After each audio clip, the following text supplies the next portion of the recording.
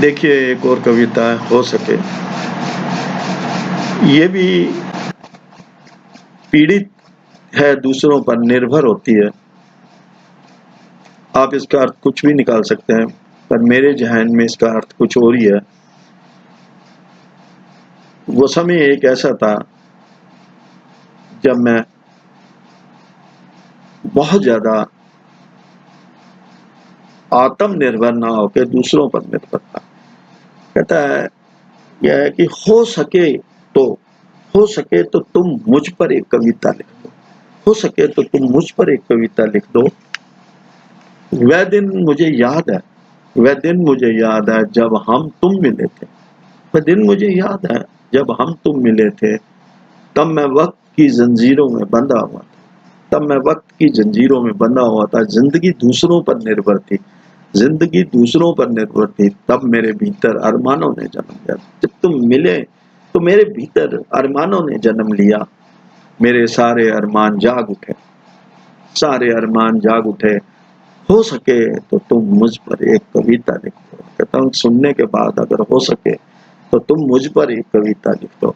मैंने अपने आप को तुम पर हमेशा के लिए छोड़ दिया, मैंने अपने आप को तुम पर हमेशा के लिए छोड़ दिया, और कुछ ही समय में तुम मुझे हमेशा के लिए छोड़ गए, और कुछ ही समय में तुम मुझे हमेशा के लिए छोड़ गए। तब मेरी कलम उदास हो गई, तब मेरी कलम उदास हो गई, मेरी कविताएं निराश हो गई, मेरी कलम उदास हो गई, मेरी कविताएं निराश हो गई। मैं बदल गया, मैं बदल गया, मैं कुछ भी लिखने के काबिल नहीं रहा, मैं कुछ भी लिखने के काबिल नहीं रहा, क्योंकि तुम मुझे हमेशा के लिए छोड़ गए।